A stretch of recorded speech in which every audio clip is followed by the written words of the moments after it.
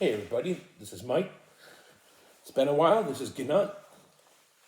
I have a few videos from a while ago. I lost my beard since, but I'm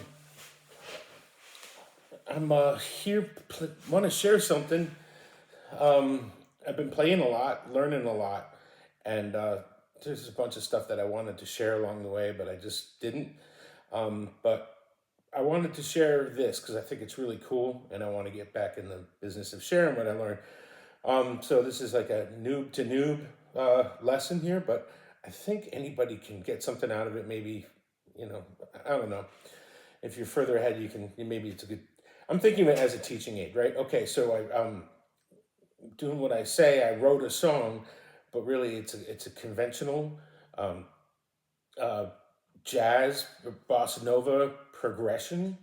Um, it's a 1 flat 2 minor 2 5 major 5.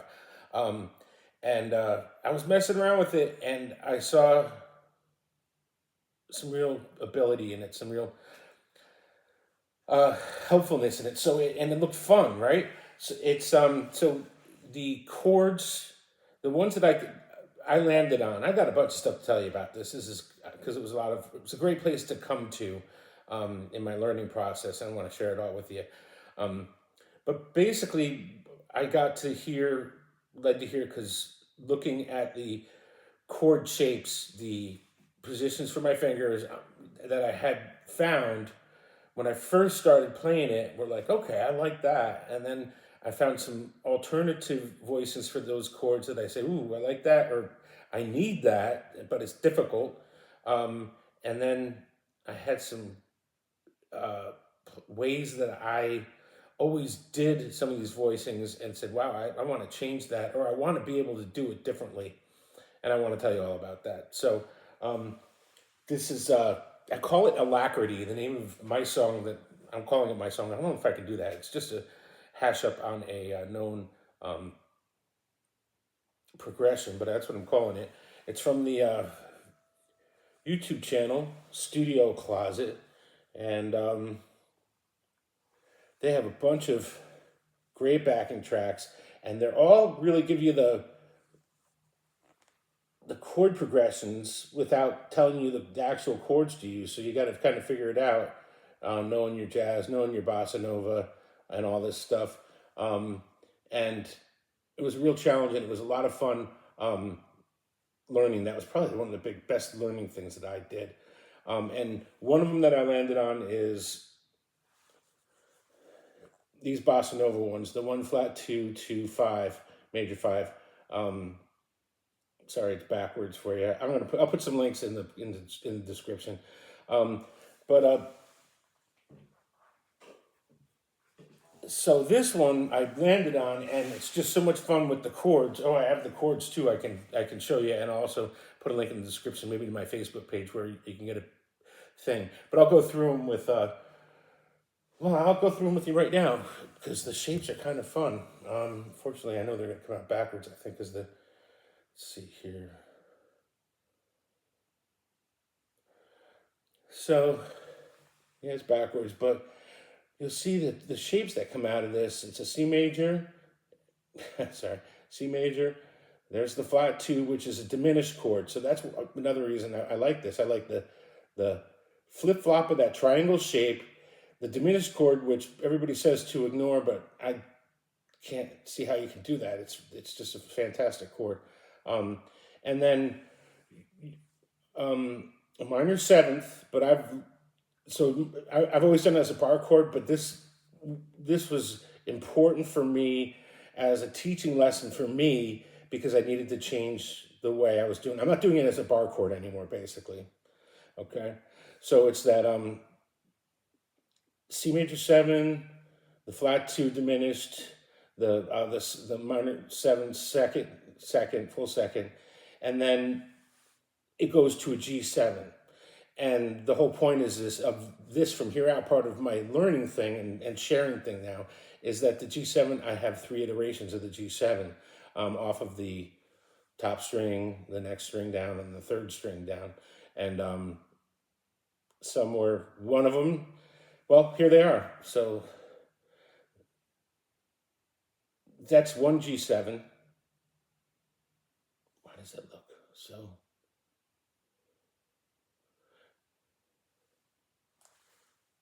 yeah, that's G7. Okay, that's off the top string. I was doing top to bottom before, wrong, sorry. But there's that G7, and then this one, okay? And that's why I went to C, because this is where you get to the range of what you can actually do with your fingers as far as stretching. And I wanted to be able to incorporate these, do strings from that 5th fret backwards towards the nut across, most of the strings. And but that G7 is included. So that's what I'm doing here. And I mixed it up in a particular way. And really, it's a particular fingering, because that's really the whole point of it, is to learn these fingerings. If you're not really interested in learning these fingerings, it's going to be difficult. And you're going to be forcing yourself to something you don't need to do. So, but, it is what it is. So I'm just going to play through real quick, and maybe if I got anything to say, I'll say it. So, and I can also play it up here, but it's all pretty rough, man. Folks, I'm sharing this, and here we go.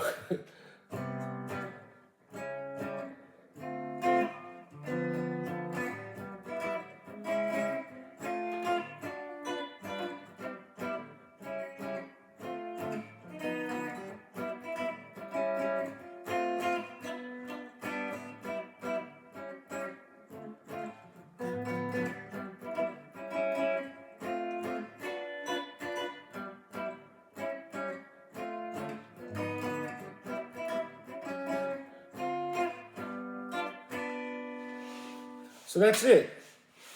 I've got a bookending and a beginning and an ending for it, which makes up my song Alacrity. But I didn't want to mix that in with really what is the nuts and the bolts. Is that this part here, that whole thing that I just played for you? You can play that all day long, I think, and I think it's fun. And I think if it's close enough to a classic bossa nova, jazz, or something, somebody might be able to play with it. I could see being able to collaborate with this, which I haven't done yet in all of my, not for the most part, just a couple times this summer I played a little bit with people, and it was a lot of fun. I want to do more. But so this is that triangular shaped T7, or major 7, C major 7, and this is that diminished, so that you get that flip-flop, triangle that way. And to explain what I'm doing with these shapes, the reason I want to do these shapes, so instead of doing a barred chord for my minor 7, I'm doing this, figuring out all 4, because of a couple reasons. I want to be able to play them clean, know that I'm playing them clean, and I want to be able to, be able to play other chords just by moving a finger. So I need to helps me identify where each finger is at and what it's doing in the chord, right? So, so this shape right here is this D minor 7th, but that same shape, if you move it up one, to the top string, but the same shape over all 4, you're now into a 7. But if I go down here, it's my G, which fits this, which is the G7. So this same shape, minor 7, 7. I said I got to be able to do that, and that's what I've done. So the same shape from here, D7 to here, D minor 7 here to G7 here. Being able to do that was a big deal for me without using the bar chord, right? And then, so the next one is, it's this G7 chord right here. It's this, it's a triangle again. So we have this triangle, flip triangle, that minor 7 that works both here and here, and then this other triangle here. So I called it Alacrity because it seemed like, a lot of jumping around and kind of fun, and I found it very fun and worthwhile to learn. So in that G7 triangle, right? And then this one right here. So this is that G7. And I was kind of fooling around with what I had that I just showed you, and I didn't have this yet. And then I was playing some like a 2-5-1 and you know all this stuff. And so if we have a minor 7 flat 5, which is your open D, and the first three fingers, the first fret for the next three fingers, minor 7, and then G7, and then back into again. Now I'm back into the shape for this minor 7. And then I said to myself, "Holy cow! I need that. I need to be able to play that instead of this G7 all the time. You gotta have the other ones. It moves things around, makes it so much fun to play. So one G7 here, one G7 here, one G7 here, and so it's this, and then one of those G7s."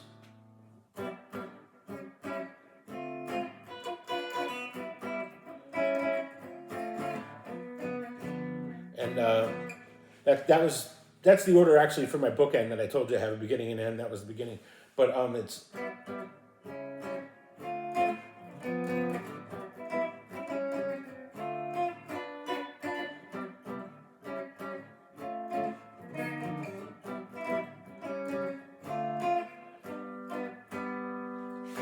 and you'll notice that I do this, and then this G7 kind of in between everything. So I'll do this, and I'll go to this one on the next round, and I'll do this, and I'll go to this one in that round. I'll do this, and then I'll go to this one in that round, and that's what I've been doing. It's a lot of fun. And then I said, what the heck, you know, every time I compound something that seems so difficult, I'm like, heck, I'm going to do it anyway. And it's this one, I'm doing it up here. So I've got that G7 in 3 places up here. This is new, it's going to be a lot rougher. You're going to see me hesitate, but I'm going to try to get through it. So it's this major 7.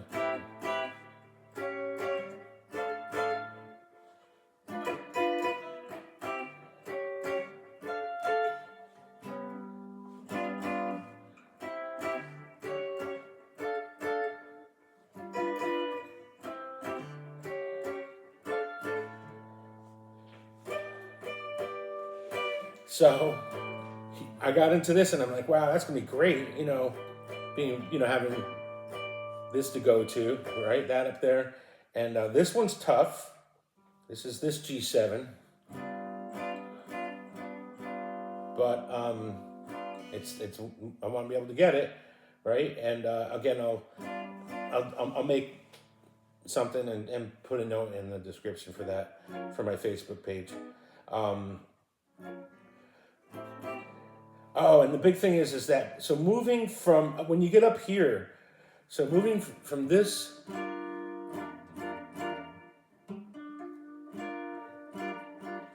that's the G7, and I don't want to use, so when I've always used a bar chord with that G7, I can never get it all, and I'm always stuffing one of them with something that's not supposed to be there. So like that minor 7 that I was doing down here, up here I am trying to get all of them individually. And it's shown, I got to a point where I know that I have to do this kind of, this is bent way over, right? You can't really see down there how bent over it is. But yeah, I have to do that to get that, but I'm able to do it. You know, it's like I encourage you to, once you see something, I can't do that, try it, because the next time you go to do it, it's gonna be a little easier. It's gonna be a little easier. I learned that first when I decided I needed this diminished chord.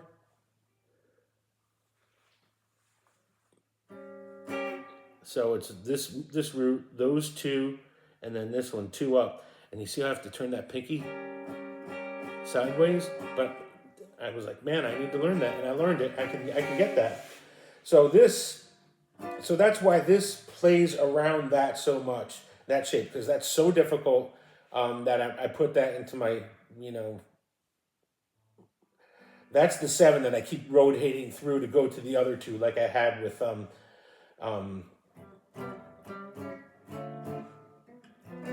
this one down here, because that's like, this shape is one of the critical things that I wanted to learn out of this. Here it's the minor, here it's the major, moving from the E string to the A string. Minor, major 7. And so I'm going to do it again. All right, it's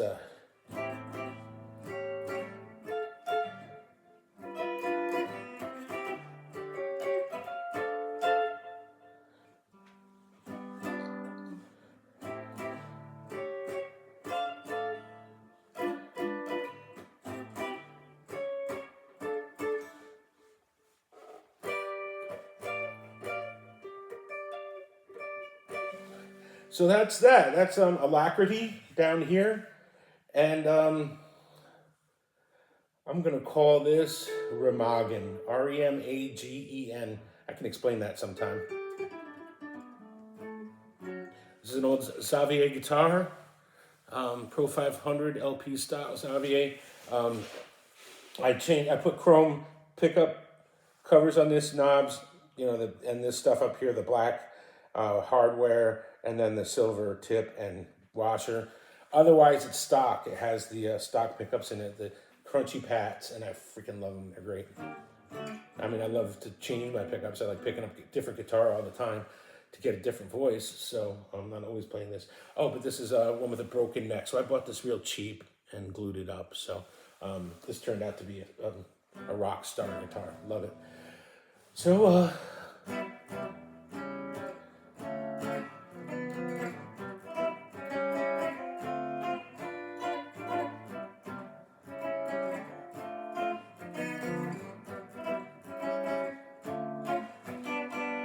that's it.